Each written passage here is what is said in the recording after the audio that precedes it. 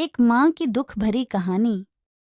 मेरे पति के देहांत के बाद बेटा और बहू मुझे आश्रम भेजना चाहते हैं, लेकिन मैं अपने पोता और पोती के लिए वहीं रही। लेकिन फिर मेरी बहू और बेटे से ऐसा कुछ किया कि मुझे जाना ही पड़ा। आइए जानते हैं कि ऐसा क्या किया उनके बेटे और बहू ने। मेरे पति के देहांत के बाद मैं अपने एक लौते बेटे के यहाँ रहती थी। मेरी बहू का एक अलग ही रूप मुझे देखने मिला, साथ ही बेटे का भी। दोनों के मन में क्या है मैं अच्छे से जानती हूँ। वो चाहते हैं कि मैं वृद्धा आश्रम चली जाऊं। उनके जाने के बाद मुझे यह सब देखना और सुनना पड़ेगा, इसका मुझे अंदाज़ा भी नहीं था। पर मैं मन मानकर अपने बेटे और बहू की बातें सुनकर भी यहाँ रहती हूँ, क्योंकि मुझे मेरे पोते और पोती दिखाई देते हैं। उनकी झलक पाकर मुझे सुकून मिलता है। घर के बाहर एक टिन की झोपड़ी में रहती हूँ। मेरी बहू को कोई दिक्कत नहीं हो, इसलिए मैं घर के बाहर रहती हूँ। बेटे ने थोड़ी मेहरबानी की है तो ऊपर टिन की चादर लगवा दी है। समय समय पर थोड़ा राशन दे देता है तो मैं अपना बनाकर खा लेती हूँ। मैंने अपने बेटे को कह दिया है कि मेरी वजह से उन दोनों को कोई प्रॉब्लम नहीं होगी, बस मुझे यही रहने दे, इसी घर में मुझे मर जाने दे। मैं बस यही चाहती हूँ। मैं अपने आप को खुशकिस्मत समझती हूँ कि मेरे बेटे और बहू कम से कम मेरे लिए इतना तो कर रहे हैं। मेरा बेटा सुबह 9 बजे नौकरी जाता है और बच्चे भी उसी समय स्कूल जाते हैं। फिर शाम को 6 बजे मेरा बेटा वापस आता है। बच्चे 3 बजे आते हैं। उन्हें आते जाते निकलते देख मुझे बड़ा सुकून मिलता है। मेरे पति के दोस्त जब कई दिनों बाद आए, मेरे पति के दोस्त थे, उनकी पत्नी का भी स्वर्गवास हो गया है। उस समय पर वो हमारे घर पर आया करते थे। उनसे हमारे अच्छे रिश्ते थे। उनका घर हमारे घर से थोड़ी दूरी पर था। पैरों में समस्या हो गई थी, ठीक से चल भी नहीं पाते थे। वो बड़े दिनों बाद मेरे यहाँ आए। मुझे उन्हें देखकर अच्छा लगा।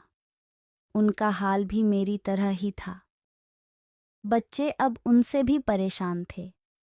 आकर मेरे पास अपना दुखड़ा रोते थे और उन दिनों को याद करते थे। बुढ़ापा हम जैसों को बहुत रुलाता है। उनकी पत्नी का स्वर्गवास हो गया था और उन्हें चलने उठने में समस्या थी, इसलिए वो तो अपना खाना भी नहीं पाते। सीलोजास आए तो मैं समझ गई कि ये इतनी मुसीबत में चलकर पुराने दोस्तों के यहाँ चाय और खाने की चाह में ही जाते होंगे। उनकी भी अपनी मजबूरी थी। वो आए तो मैंने उनके लिए खाना बनाया और उन्हें खिलाया। मना कर रहे थे नहीं खाना, लेकिन मुझे पता था कि उनको भूख लगी है। मेरी बहू ने मुझे और उन्हें खाना खाते देख लिया।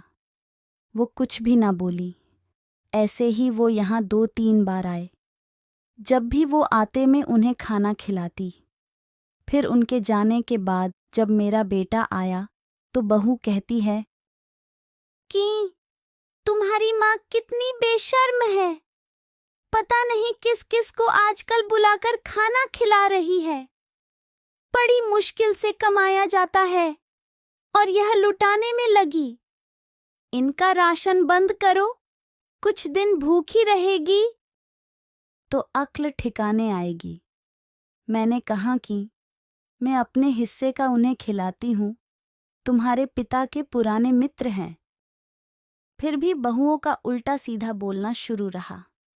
घर के बाहर रहकर इनको आज़ादी मिल गई है, पता नहीं क्या क्या करती है। बेटा भी बोला कि कुछ दिन भूखा ही रहने दो इन्हें। मुझे मेरे बेटे ने घर के पीछे सीढ़ी के पास ले जाकर बिठा दिया, कहा कि अब यही बैठो। मेरे तो अब आंसू भी सूख गए थे। अगले दिन मुझे खाना नहीं मिला। मेरे टिन के उस छोटे से कमरे को बहू ने तोड़ दिया। एक दिन पूरा भूखा रहने के बाद मैंने सोचा कि मैं गलत कर रही हूँ। मुझे अब अपने बेटे के यहाँ नहीं रहना चाहिए और शायद गलती भी मेरी ही है। मेरी ही परवरिश में कोई कमी रही है, तभी तो यह परिणाम आया। अगली सुबह मैंने अपने बेटे को कहा कि मुझे वृद्धा आश्रम छोड़ आ, अब मैं तुम दोनों को ज्यादा परेशान नहीं करना चाहती। बहू ने कहा कि एक दिन भूखी रही तो अक्ल ठिकाने आ गई ना। बेटे के चेहरे पर भी अजीब सी खुशी थी।